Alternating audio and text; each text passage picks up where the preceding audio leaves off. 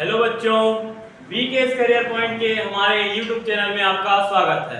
मैं हूं डोमन साहू और आप लोग को मैं पढ़ाने वाला हूं कक्षा 10वीं का विज्ञान, जो 60 दिनों का हमारा क्रैश कोर्स है ना, बोर्ड एग्जामिनेशन के लिए। वो कक्षा 10वीं और कक्षा 12वीं दोनों के लिए है बच्चों, ठीक है। जो अभी तक नहीं पढ़े हैं वो फिक्र मत कीजिए, साथ साथ हमारे इस क्रैश कोर्स के चलेंगे, ठीक है। साथ साथ पूरी तैयारी जो है हम बोर्ड एग्जाम का करेंगे, ठीक है। तो हम लोग देखने जा रहे हैं कक्षा 10वीं में विज्ञान विषय अध्याय नंबर 10 और अध्याय नंबर 13। ये जो दोनों अध्याय है, अध्याय नंबर 10 और अध्याय नंबर आपका 13 है ना, इन दोनों अध्यायों से आपका पूरा 10 नंबर का सवाल पूछा जाता है। कितना? पूरा 10 नंबर का सवाल, मतलब 75 नंबर में से पूरे 10 नंबर आपको इन्हीं दोनों अध्यायों से मिल जाएगा। मतलब कि आपका 20% सिलेबस ये दोनों अध्याय कर देंगे, है ना। अभी तक आप अगर नहीं पढ़े हैं तो चिंता मत कीजिए, साथ साथ में हमारे चलेंगे, है ना। ऐसे चैप्टर हम पूरा विज्ञान कवर करने वाले हैं, ठीक है। तो आज के इस लेक्चर में हम देखेंगे क्या चीज? अध्याय नंबर 10। क्या देखेंगे बच्चों? अध्याय नंबर 10। अच्छा, एक चीज और बता दूं, दो प्रश्न कैसे रहेंगे, एक एक नंबर के, जो कि बहुविकल्पी या फिर क्या होगा, रिक्त स्थान रहेगा। 3 नंबर का आपको एक प्रश्न पूछा जाएगा, ठीक है। और क्या होगा, 5 नंबर का एक आपको बड़ा प्रश्न पूछा जाएगा। तो देखो, इन्हीं दोनों चैप्टर से आपको पूरा 20% सिलेबस कवर हो जाएगा। तो ध्यान से देखना इस चैप्टर को, ठीक है। कॉपी और पेन साथ में रखना, मेरे साथ साथ नोट्स बनाते चलना, ठीक है। तो इतनी याद रखना, प्रकाश क्या रहता है? ऊर्जा का स्वरूप रहता है, जो कि हमें वस्तुओं को देखने में मदद करता है और सरल रेखा में गति करता है। परावर्तन क्या है ना, परावर्तन क्या है? परावर्तन जब प्रकाश किरण किसी चमकदार सतह पर आपतित होती है एवं टकराकर उसी माध्यम में लौट जाती है, एवं टकराकर उसी माध्यम में लौट जाती है, उसको हम क्या बोलते हैं? प्रकाश का परावर्तन। ध्यान से देखना, जैसे ये कोई क्या है, चमकदार सतह है, ठीक है। इसमें क्या है, प्रकाश किरण आई, कहीं से प्रकाश किरण आ रही थी, ठीक है। यहाँ कोई ना कोई क्या है, माध्यम है। क्या है? यहाँ कोई ना कोई माध्यम। अब ये माध्यम क्या है? सीधी सी बात है, प्रकाश किरण क्या हो, जिस पे गति करे, उसको हम क्या बोलते हैं? माध्यम, ठीक है। तो प्रकाश किरण अभी माध्यम में क्या है, गति करते हुई किसी चमकदार सतह पर आपतित हुई एवं टकराकर उसी माध्यम में, ये पूरा माध्यम आपका क्या है, यहां से अगर मैं देखूं तो दर्पण के पूरा माध्यम क्या है, एक ही माध्यम है ना। अगर मैं क्या करूं, यहाँ वायु लूं तो क्या है, ये पूरा यहाँ भी, यहाँ भी, यहाँ भी, यहाँ भी, यहाँ भी, हर एक जगह क्या है, पूरा वायु वायु है ना। तो क्या हुआ, प्रकाश किरण किसी चमकदार सतह पर आपतित हुई, प्रकाश किरण किसी चमकदार सतह पर आपतित हुई एवं टकराकर उसी माध्यम में लौट गई, एवं टकराकर के उसी माध्यम में लौट गई। इसको हम क्या बोलते हैं? प्रकाश का परावर्तन, ठीक है बच्चों। अब देखो, परावर्तन के 2 नियम रहते हैं। परावर्तन के क्या रहते हैं? 2 नियम। देखो, परावर्तन समझ में आया। अब देख रहे हैं क्या चीज? परावर्तन का नियम। तो देखो बच्चों, अगर मैं क्या करूं, इस सतह से, क्या चीज, सतह से अगर मैं 90 अंश के, क्या चीज, 90 अंश में अगर मैं क्या करूं, कोई रेखा खींच लूं, ठीक है। 90 अंश बनाया, ठीक है। उसमें अगर हमने क्या किया, कोई रेखा खींच दी, ठीक है। आ रहा समझ में? क्या किया, कोई एक रेखा खींच दी, तो इसको हम क्या बोलेंगे? अभिलंब। अभिलंब को बच्चों इंग्लिश में कहते हैं नॉर्मल, ठीक है। इसी कारण से मैंने इसको क्या डिनोट किया, अभिलंब को n से डिनोट किया, ठीक है, प्रदर्शित किया, अभिलंब। अच्छा, ये किरण जो आ रही है उसको हम क्या बोलेंगे? आपतित किरण। क्या बोलेंगे? आपतित किरण। और ये जो किरण जा रही है, टकराने के पास क्या हो रही है, परावर्तित हुई है, उसको हम क्या बोलेंगे? परावर्तित किरण। परावर्तित किरण।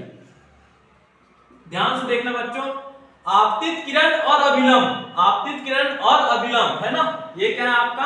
आपतित किरण है और ये क्या है आपका? अभिलंब है। इनके बीच में जो कोण बनेगा उसको हम क्या बोलेंगे? आपतन कोण I। इसको हम क्या बोल दिए? आपतन कोण I, ठीक है। अब देखो, परावर्तित किरण और अभिलंब, ये क्या है, टकरा करके यहाँ परावर्तित हुई, तो परावर्तित किरण और अभिलंब, इन दोनों के बीच में जो कोण बनेगा उसको हम क्या बोलेंगे? R है समझ में? इसको हम क्या बोलेंगे? R। अंदर में लिख लो इसके, ठीक है। ये क्या है? R, और ये आपका कौन सा कोण है? I। तो I को हमने क्या बोला? आपतन कोण, और R को क्या बोला? परावर्तन कोण, ठीक है। तो देखो, अगर ये 30 डिग्री पर, है ना, 30 अंश के कोण पर अगर ये आपतित होगी अभिलंब से तो क्या होगी, परावर्तित किरण भी 30 अंश पर ही परावर्तित होगी। आ रहा समझ को? पहला जो नियम है वो क्या कहता है, आपतन कोण एवं परावर्तन कोण, है ना, आपतन कोण I और परावर्तन कोण R सदैव बराबर होंगे।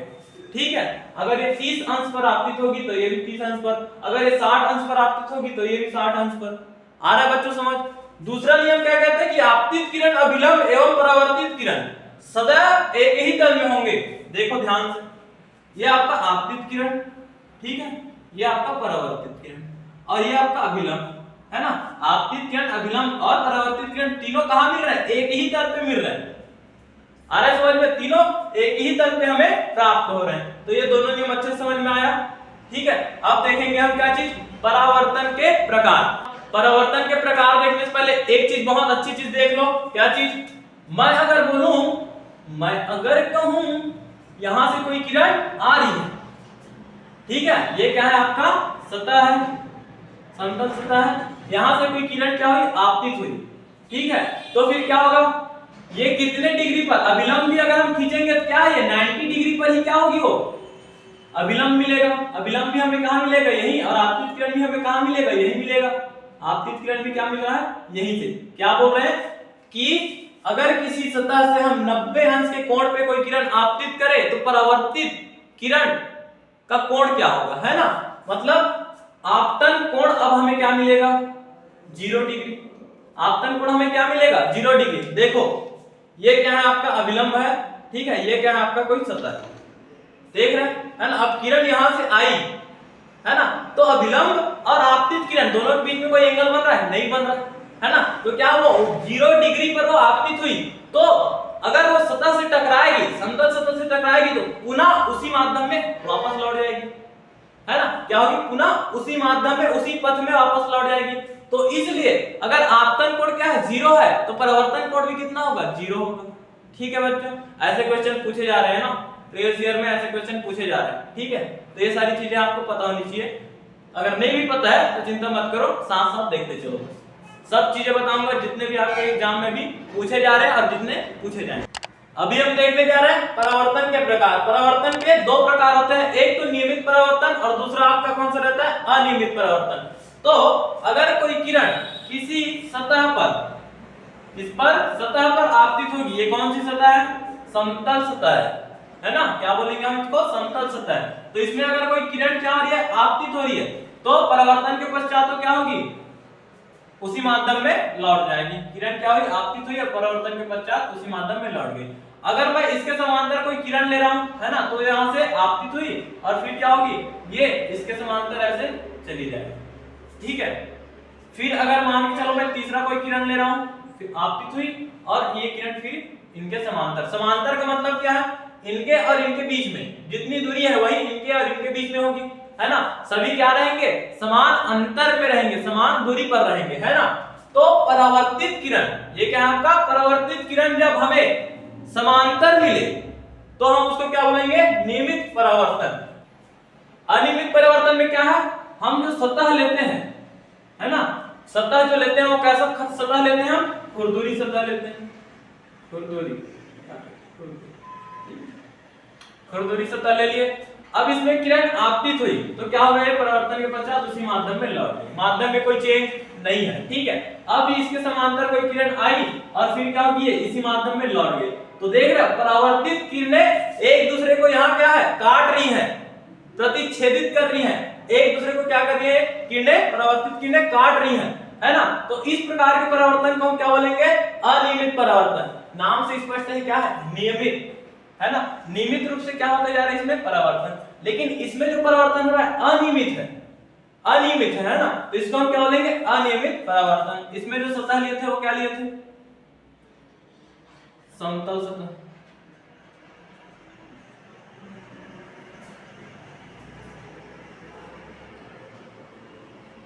ठीक है बच्चों, पहला नियमित परावर्तन।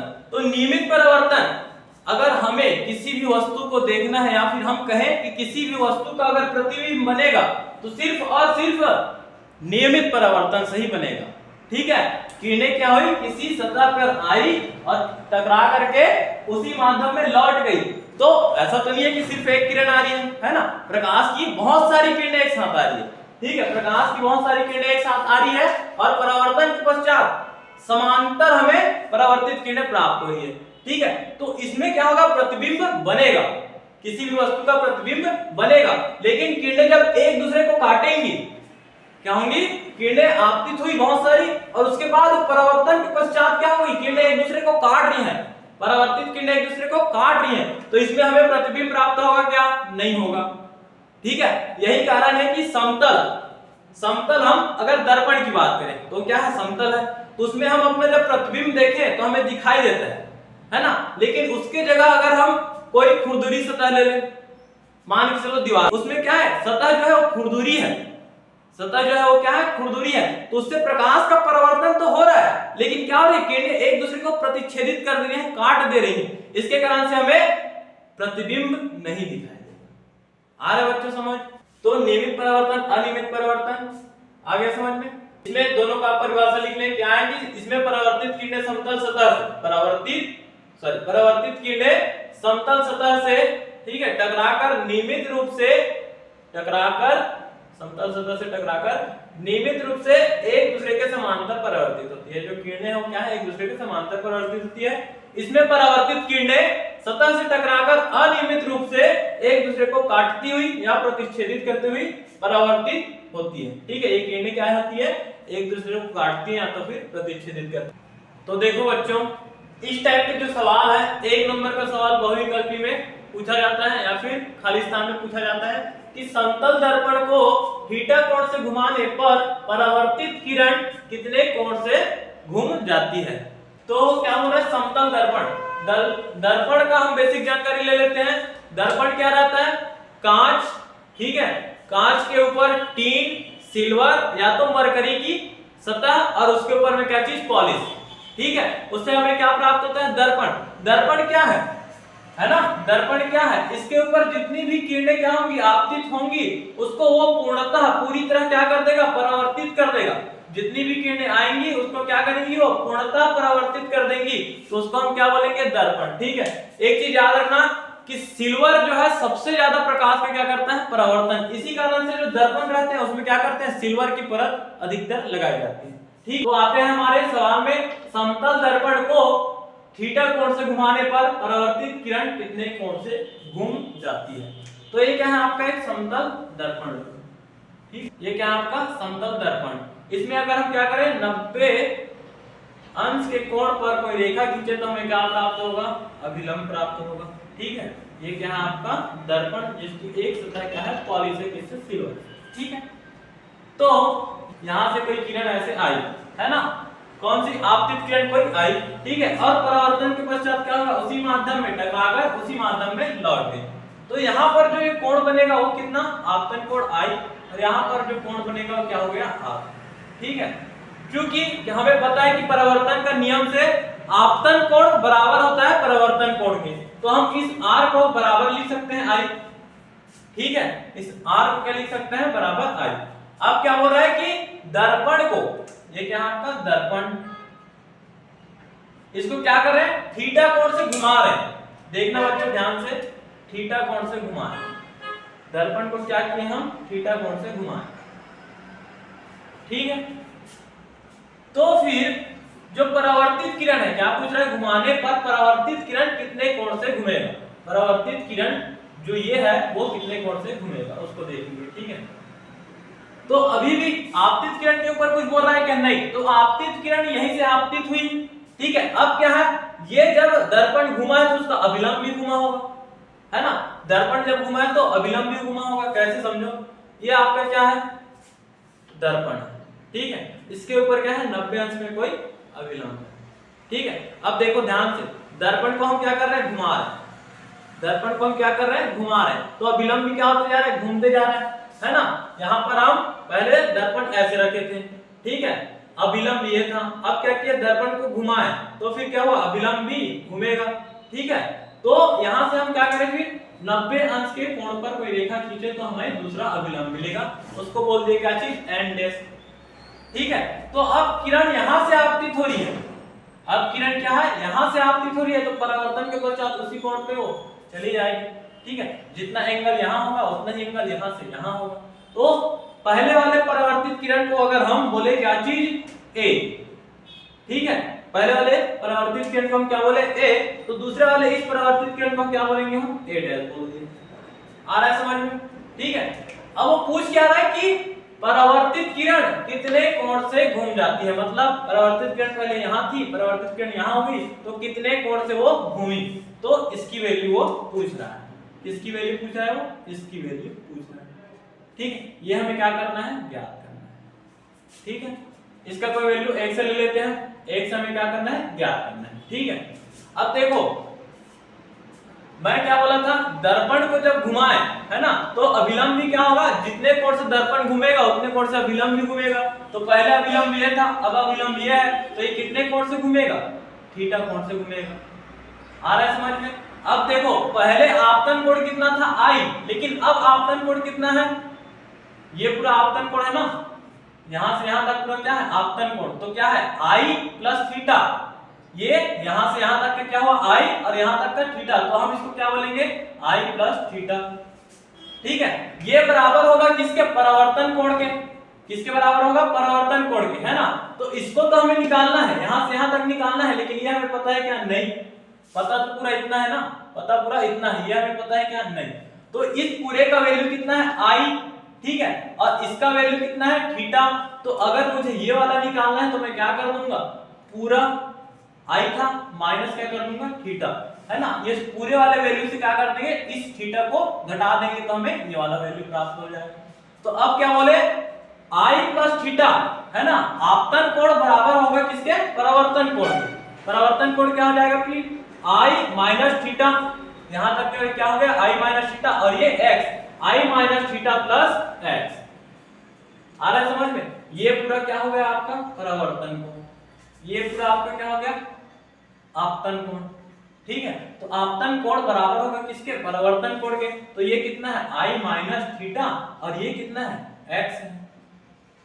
ठीक है, इन दोनों को जोड़ेंगे तो हमें क्या मिलेगा, पूरा का पूरा परावर्तन कोण। तो यहां से अगर हम सॉल्व करेंगे तो I पहले से था, यहां से अगर पक्षांतर होगा तो प्लस इधर में आके क्या हो जाएगा माइनस में I। ठीक है, प्लस थीटा पहले से है, माइनस थीटा इधर पक्षांतर होगा तो प्लस थीटा हो जाएगा, बराबर क्या है x। तो x इक्वल टू कितना मिलेगा, प्लस I से माइनस I कट जाएगा, और ये कितना है theta plus theta equal to 2 theta. आया बच्चों समझ में? तो इसका आंसर क्या निकला, ये x निकालना था, कितना शिफ्ट हुआ, है ना, कितना परावर्तित किरण घूमी, है ना, तो ये x घूमी, कितनी घूमी x, जिसका वैल्यू हमें क्या मिला 2 थीटा। अगर दर्पण को हम थीटा कोण से घुमाएंगे तो परावर्तित किरण कितने कोण से घूमेगी, 2 थीटा कोण से घूमेगी। ठीक है, अब इसमें वो थीटा की वैल्यू चाहे आपको कुछ भी दे, 30 दे, 60 दे, 90 दे, कुछ भी दे, क्या करोगे, अगर 30 डिग्री दर्पण को 30 डिग्री घुमाए तो फिर परावर्तित किरण कितने कोण पर घूमेगी।